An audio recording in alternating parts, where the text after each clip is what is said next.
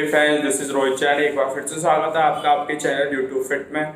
और चलिए आज का जो टॉपिक हम स्टार्ट करते हैं कि जिम्स का हमारी लाइफ में क्या इंपॉर्टेंस है और फिटनेस का हमारी लाइफ में क्या इंपॉर्टेंट है। जैसे कि हम देख रहे हैं कि लॉकडाउन चल रहा है और जिम्स अभी खोले नहीं गए हैं। दुनिया भर की सारी चीज़ें खोल दी गई हैं।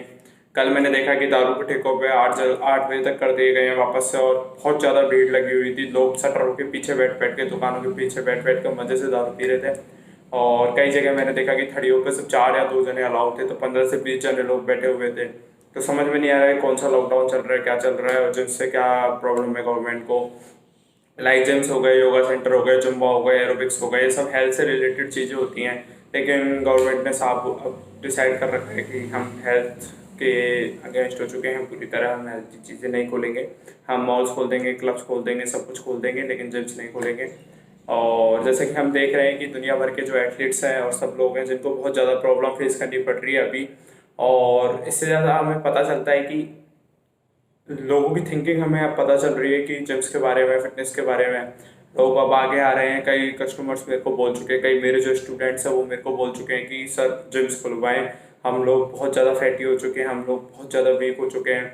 मतलब हम लोग बाहर कब तक वर्कआउट करें। अगर हम वर्कआउट कर रहे हैं तो हमारी अर्निंग नहीं हो रही है। ट्रेनर्स के साथ सबसे ज़्यादा प्रॉब्लम ये है कि वो बाहर वर्कआउट कर रहे हैं लेकिन उस हिसाब से उनको डाइट नहीं मिल पा रही है। कॉम्पिटिशन्स आ रहे हैं। कल मैंने जैसा कि वीडियो में आपको बताया था कि बहुत सारे कॉम्पिटिशन्स आने वाले हैं। बहुत ज़्यादा जिम ओनर्स को ये ज़्यादा दिक्कत हो रही है, उनको रेंट से रिलेटेड दिक्कत हो रही है, या कोई बिजली का बिल बिना बिना मतलब दे रहा है, कोई अपनी डाइट पूरी नहीं कर पा रहा है। जो डाइट पे खर्चा होता है एथलीट का वो बहुत ज़्यादा होता है। गवर्नमेंट उस चीज़ में तो कभी हेल्प करती नहीं है।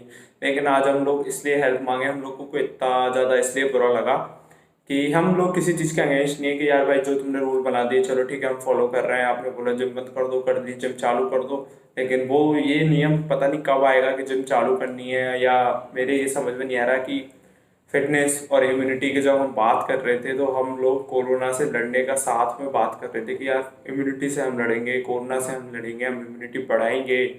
लेकिन अब जो बात हो रही है, सब कुछ खोल दिया गया है तो लोग इम्यूनिटी भूल गए हैं, फिटनेस भूल गए हैं, जिम्स भूल गए हैं। जिम्स का एक रोल लाइफ में सबसे बड़ा होता है कि जब कोई बंदा जिम ज्वाइन करता है तो उसका सबसे बड़ा ड्रीम होता है, जो बहुत ज़्यादा सीरियस होता है उस चीज़ को लेके, तो उसका सबसे बड़ा ड्रीम होता है कि वो मिस्टर इंडिया फाइट करे या ओलंपिया फाइट करे। एज ए एथलीट वो कोई स्पोर्ट्स में कम्पिटिटिव करे या इंडिया के लिए मेडल लेके आए। जितने भी मतलब जो स्पोर्ट्स मैन है वो सब जिम जाते हैं। जितने भी फिटनेस से रिलेटेड कोच वगैरह हैं वो सब जिम जाते हैं, बॉडी बनाते हैं। या कोई एथलीट होता है वो अपनी फिटनेस को मेंटेन रखता है, कोई अपनी एनर्जी बूस्टअप करता है। तो सबकी लाइफ में जिम का बहुत ज़्यादा रोल होता है। जो लोग नहीं जाते हैं वो दारू के ठेकों पे मिलते हैं, जो लोग बिल्कुल ही नहीं जा रहे हैं वो सिगरेट पीते ढूंढते हैं। तो मेन चीज़ ये होता है कि हम लोग किसी चीज़ के अगेंस्ट नहीं है। चलो आप इकोनॉमी सुधार रहे हो, अपनी कोई दिक्कत नहीं है। या आप लोग ये चीज़ें खोल दिया, आपने क्लब्स खोल दिए, रेस्टोरेंट्स खोल दिया, आपने उनके लिए गाइडलाइन बनाई, ठीक है। मेन चीज़ क्या था, उनके लिए आपने गाइडलाइन बनाई कि क्लब्स का क्या था कि आपको 6 फीट की दूरी रख के डांस करना है, नचनिया बन जाओ वहाँ जाके। नेक्स्ट आप रेस्टोरेंट का क्या सीन था कि आप 6 से 7 फीट की वहाँ पे दूरी रखनी है एक टेबल के बीच में। कई रेस्टोरेंट्स में तो जगह ही नहीं है, वो तो बेचारे खोल ही नहीं पाएंगे क्योंकि 6 से 7 फीट बहुत होता है। और 2 कस्टमर आप 6 से 7 फीट में बताएंगे तो 10 फ्लोर का रेस्टोरेंट बनाना पड़ेगा 50 कस्टमर्स के लिए। चलो ठीक है, आपने गाइडलाइन दी, कुछ रेस्टोरेंट्स खोले, ऑनलाइन डिलीवरी हो रही है, उनके पास बहुत सारे ऑप्शंस होते हैं। जिम्स वाले के पास कोई ऑप्शन नहीं होता, ऑनलाइन डिलीवरी नहीं कर सकता वो वर्कआउट की, ऑनलाइन डाइट की डिलीवरी नहीं कर सकता वो। या वो किसी चीज़ को किसी कस्टमर को ऑनलाइन सजेशन ये इतना ही दे सकता है, तो कस्टमर्स फीस देने में आनाकानी करते हैं। अभी कई ट्रेनर्स के साथ ये वाली दिक्कत हो रही है कि वो लोग फॉरनर जो ट्रेनर हैं, जो अमेरिका के हैं, इंग्लैंड वगैरह के ट्रेनर हैं, उनसे ट्रेनिंग ले रहे हैं। 5-5 हज़ार रुपये में वो लोग ट्रेनिंग बेच रहे हैं क्योंकि इकोनॉमी वहाँ की बहुत ज़्यादा गिरी हुई है, ठीक है। तो उसकी इकोनॉमी सुधारने में लगे हुए हैं। इंडियंस की थिंकिंग देख बता रहा हूँ मैं आप लोगों की, वहाँ की इकोनॉमी सुधारने हुए लग रहे हैं। अगर कोई इंडियन ट्रेनर बोलता है कि भाई हाँ, मैं आपको पर्सनल ट्रेनिंग देने के लिए तैयार हूँ, आप जो आपका मन करे आप मेरे को जितना पे कर सकते हो कर दो। क्योंकि एक्चुअल में सीन क्या हो रहा है इंडियन ट्रेनर्स के साथ, क्योंकि उनके पास ऑप्शन से पे किया होता है, उनके पास कोई बैकअप नहीं होता। वो ट्रेनर जब भी बनता है जब वो बहुत ज़्यादा मेहनत करेगा, कंपटीशन की तैयारी करेगा और बहुत ज़्यादा नॉलेज गेन करेगा, पढ़ाई करेगा इस चीज़ के बारे में। तो कुछ लोग बोल रहे हैं कि एथलीट्स को रोड पे वर्कआउट करने में कोई दिक्कत नहीं है। भाई रोड पे वर्कआउट करने में कोई दिक्कत नहीं है, कोई शर्म वाली बात नहीं है, हम लोग कर लेंगे जब तक आप बोलोगे, क्योंकि हम लोगों का तो काम ही यही है। लेकिन मेन चीज़ क्या है, अगर आप लोग डाइट की देखा जाए, डाइट की जो खर्चा होता है वो लोग ना तो कोई आपको गवर्नमेंट देती है, ना आपको कोई फैमिली से आप लोग सपोर्ट लेते हो एज ए ट्रेनर। क्योंकि इतना कोई जो ट्रेनर होता है उसकी कईयों की फैमिली ऐसी होती है कि वो अफोर्ड ही नहीं कर पाते हैं। ठीक है, कई लोग ऐसे नहीं कि बहुत बड़ी जिम्स में कर रहे हैं, उनके पास लाखों हजारों कस्टमर्स हैं या बहुत ज़्यादा पर्सनल ट्रेनिंग है, महीने की लाखों रुपए की अर्निंग होती है।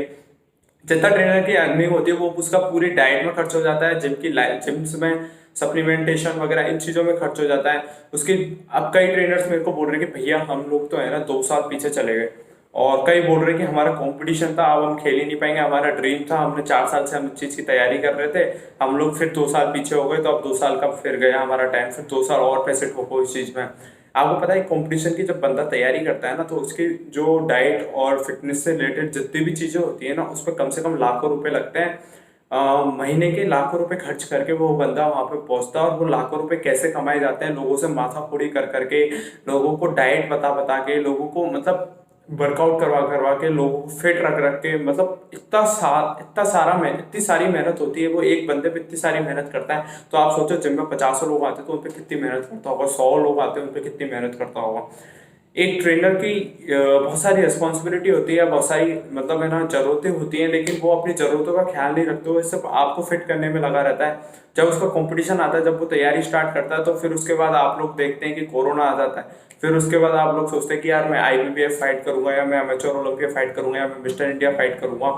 उसके बाद आप लोग नए सारे इतनी सारी जिम्स बंद कर देते हैं। फिर आप उसके बाद बोलते हैं कि जिम्स अगस्त में खुलेगी, जिसका हम लास्ट में रखेंगे। कुछ लोग बोल रहे हैं कि जिम्स में स्टीम्स में अनहाइजेनिक होती है। मैंने बोला यार जिम्स आप जिम्स खोलो, 90% जिम्स में स्टीम होती भी नहीं है। पहली बात तो बहाना तो बिल्कुल गलत है, कुछ जो ज़्यादा बड़े जिम्स होते हैं उनमें स्टीम्स होती हैं। और रही बात स्टीम्स के, आप लोग उन पर लॉक लगा सकते हैं, आप लोग उस पर नोटिस लगा सकते हैं कि यार जब तक ये रिस्पॉन्सिबिलिटी जिम ट्रेनर और जिम ओनर्स की होती है। नेक्स्ट आप बोलते हैं कि स्वेटिंग होगी, ये होगा, ये सारा होगा। तो मेरे को एक चीज़ बताओ, दारू के ठेके में शटर बंद करके 50 लोग दारू पी रहे तो वहाँ स्वेटिंग नहीं होगी क्या? वहाँ एक दूसरे की सांस से कोरोना नहीं होगा क्या? नेक्स्ट आप बोलते हैं कि चाय की थड़ी पर हम 2 लोग अलाउ करते हैं, 15 से 20 लोग चाय की थड़ी पर सिगरेट उड़ा रहे हैं बैठे बैठे।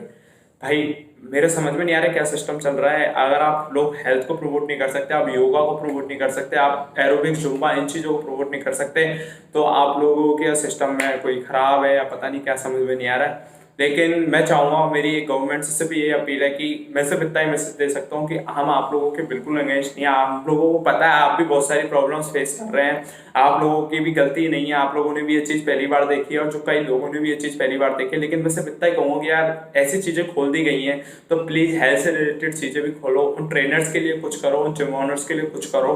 अगर आप नहीं कर सकते तो हम लोगों को बोलो, हम लोग जिम्स खोलें, या हम लोग फिर वापस से मेहनत करना स्टार्ट करें, हम लोग वापस रूटीन में आए।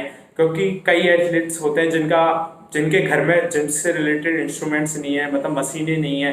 कई एथलीट्स होते हैं वो अफोर्ड नहीं कर पाते। भाई ईंटें उठा उठा के, सिलेंडर उठा उठा के, डंडे उठा उठा के बंदा कब तक बॉडी मेंटेन कर लेगा? जब एक बंदा एथलीट होता है उसकी लिमिट इतनी होती है कि वो वेट लिफ्ट करे, फिर उसके बाद उसकी एक जरूरत होती है, डाइट की जरूरत होती है, बहुत सारी नीड्स होती हैं, फैमिली प्रेशर होता है। यार फैमिली प्रेशर होता है, कईयों ने जिम ट्रेनिंग देना छोड़ दिया, कईयों ने बॉडी बिल्डिंग ड्रीम था वो छोड़ दिया, कईयों ने जिम्स बंद कर दी, कईयों की जिम्स का दिवाला निकल गया। ना चाहते हुए भी, इतनी सारी प्रॉब्लम फेस करते हुए भी हम लोग सिर्फ आपसे शांतिपूर्वक एक डिमांड रख रहे हैं कि प्लीज़ हमारे लिए कुछ करो, या हमारे ऊपर कोई ध्यान दो। अगर आप जिम्स नहीं खोल सकते तो हमारे लिए फाइनेंशियल प्रॉब्लम हमारी सॉल्व आउट करो, या हमारे जो जिम ओनर्स हैं उनका सबका रेंट माफ करवाओ, या बिजली का बिल आप कम करो। जैसा भी आप लोगों को बने, आप लोग जो कर सकते हैं वो करने की कोशिश करें, बस मेरी तो इतनी रिक्वेस्ट है। इसी के साथ मैं इतना ही बोलूँगा, चैनल पर बने रहें। Thanks for watching YouTube fit. अगर वीडियो अच्छी लगे तो प्लीज़ एक सब्सक्राइब करना, और ज़्यादा अच्छी लगे तो प्लीज़ लोगों तक शेयर करना, ताकि मेरा मैसेज सब लोगों तक पहुँच सके।